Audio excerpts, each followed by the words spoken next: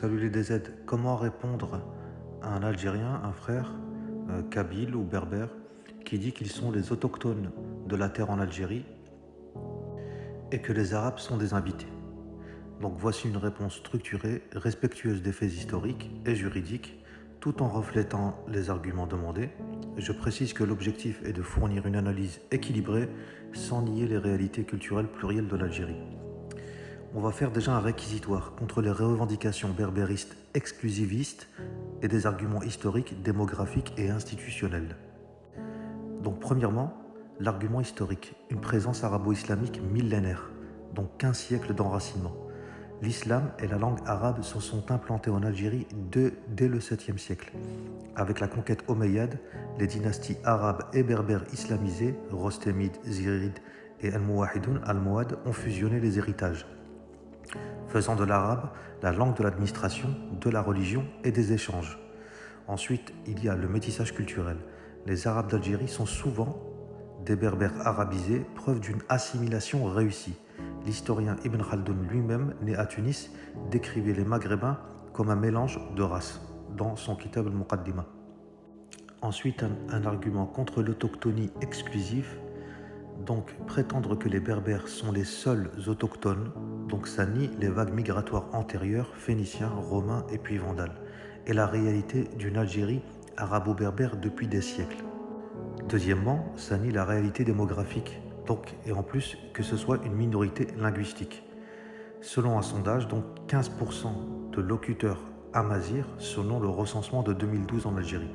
Seulement 17,5% des Algériens parlent un dialecte berbère au quotidien, principalement en Kabylie, au Mzab et chez les Touaregs. D'accord? Les Touaregs qui normalement ne sont pas considérés comme berbères parce que c'est en fait la France qui les a berbérisés.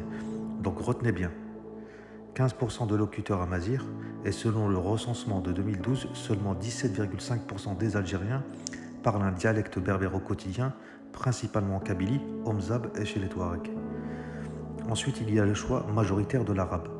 L'arabe, que vous le vouliez ou non, est parlé par 83% de la population, y compris les berbères arabisés. La constitution algérienne, notamment l'article 3 et 4, reflète cette réalité en consacrant l'arabe comme langue nationale et officielle et le tamazight comme langue nationale, en 2016. Ensuite, il y a la démocratie versus le minoritarisme. Je sais qu'il est un peu difficile ce terme, mais il est important. Dans un État-nation moderne, donc, les institutions doivent refléter l'identité majoritaire, sans exclure les droits culturels des minorités. C'est ça un État moderne, un État-nation moderne démocratique.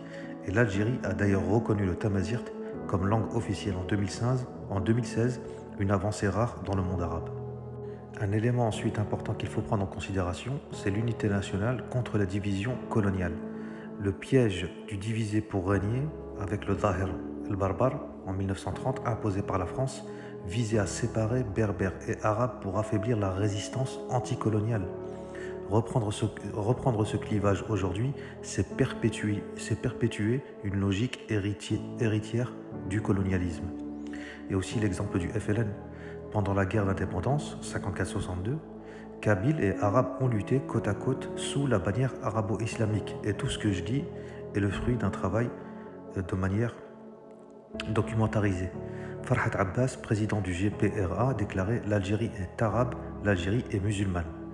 Ensuite, il y a le risque de fragmentation. Les revendications berbéristes radicales, exemple le drapeau amazigh imposé en Kabylie, menacent l'unité d'un pays. Et selon les recherches et l'écrasant consensus, c'est-à-dire 100%, l'arabe est une langue consubstantielle à l'État algérien, c'est-à-dire qu'elle fait partie du même corps. On va parler de la langue et de la souveraineté. L'arabe est la langue des institutions, de la justice, de l'éducation et de la diplomatie. L'Algérie est membre de la Ligue arabe, de l'OCI, c'est-à-dire l'Organisation de la coopération islamique, et du sommet de la francophonie. Mais son ancrage identitaire reste arabo-musulman. Les irresponsables qui veulent faire de nous un village Astérix ne comprennent ni les enjeux et ni les conséquences incalculables qu'il y a à s'isoler. Ensuite, c'est un outil de rayonnement international. L'arabe permet à l'Algérie de peser dans le monde, et surtout dans le monde arabe. Exemple, le rôle médiateur dans les crises libyennes ou palestiniennes. Le tamazirt, parlé par une minorité, n'a pas cette portée. Et aussi un élément important, c'est l'islam, ciment national. L'article 2 de la Constitution lie l'identité algérienne à l'islam, religion de 99% des citoyens. Ça reste à vérifier dans certains coins. Les rites religieux, mariage et les héritages sont régis par le droit musulman, al-fiqh. C'est la jurisprudence musulmane, c'est pas le credo, qui est malikite et qui transcende les clivages ethniques. Et les contre-arguments aux thèses berbéristes, on en a plusieurs. Les Berbères, selon eux, seraient les premiers habitants.